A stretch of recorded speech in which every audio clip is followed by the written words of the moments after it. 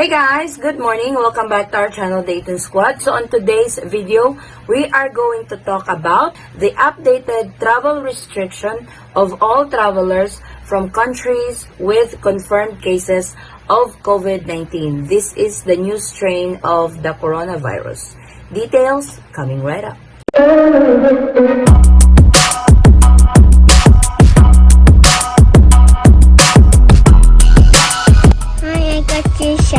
I'm the madam. Hi, I'm Ellie. I'm the ruler. I'm Addie and I'm the diva. I'm Mommy Addie and I'm the boss. And I'm Papa Forrest. I'm the real boss. We are the Dayton Squad.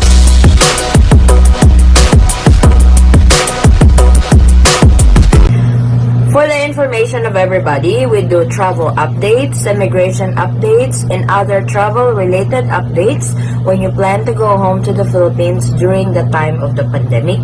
If you need any of those updates, all you need to do is go to our channel and look for all the travel update videos for your reference.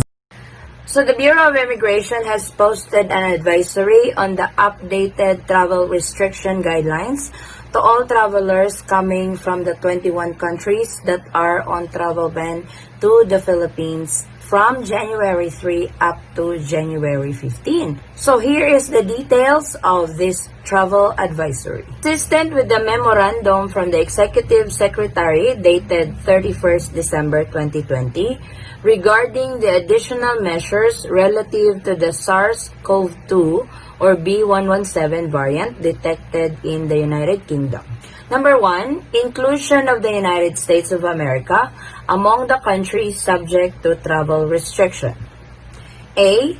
Foreign passengers coming from the U.S. or who have been in the U.S. within 14 days immediately preceding arrival in the Philippines shall be prohibited from entering the country effective midnight of January 3, 2021, Manila time until January 15 of 2021.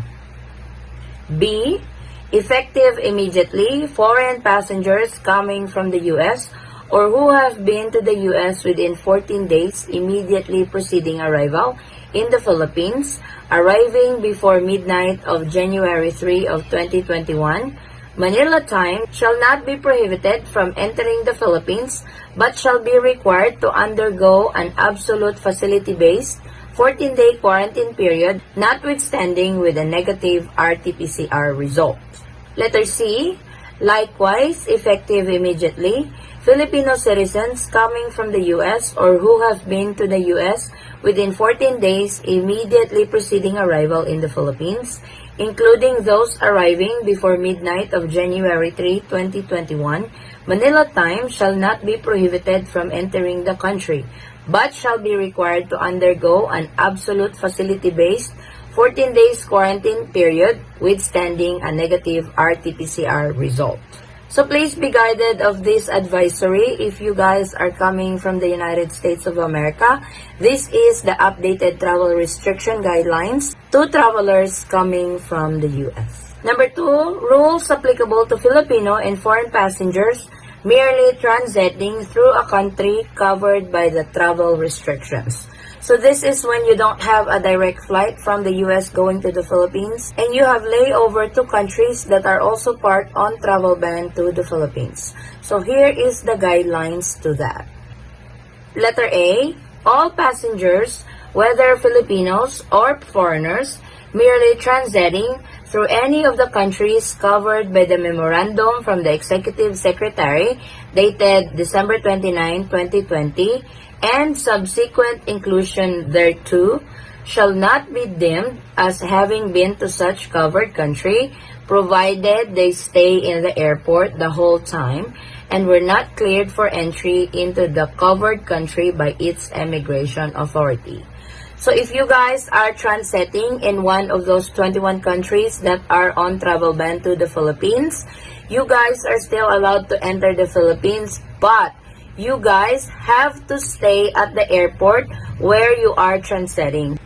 Letter B. Upon arrival in the Philippines, passengers covered by the immediately preceding paragraph need not complete a full 14-day facility-based quarantine and may be allowed home quarantine upon testing negative on RT-PCR at point of entry, pursuant to existing protocols of the national government. Letter C. Transetting foreign passengers who left the airport or were cleared for entry into the covered country by the immigration authorities shall be prohibited from entering the Philippines. Letter D. Transetting Filipino citizens who have left the airport and were cleared for entry into the covered country by its immigration authorities shall not be prohibited from entering the Philippines, but shall be required to undergo an absolute facility-based 14-day quarantine period, notwithstanding a negative RT-PCR result. For arriving Filipino nationals, they shall be allowed entry but subject to RT-PCR test, quarantine, and isolation protocols issued by the Department of Health. And for arriving foreign nationals, those coming from or who have been to the 21 travel restricted countries with immigration admission to said countries and not merely layover at the airport with 14 days immediately preceding arrival to the Philippines shall not be allowed entry. The above provision to enter the Philippines shall apply to all foreigners regardless of their visa category, including 9E visa or previously issued endorsement or exemption from the Department of Foreign Affairs or DFA or privileges under RA 6768 Balikbayan during the duration of the travel ban.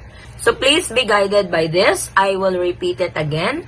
The above provision to enter the Philippines shall apply to all foreigners regardless of their visa category, including 9A visa or previously issued endorsement or exemption from the Department of Foreign Affairs or DFA or privileges under RA 6768, also known as Balikbayan visa, during the duration of travel ban. So in short, foreigners that have visas to enter the Philippines is temporarily suspended during the travel ban to the Philippines starting January 3 until January 15. I will definitely keep you guys posted if this travel ban is going to be lifted or it's going to be extended.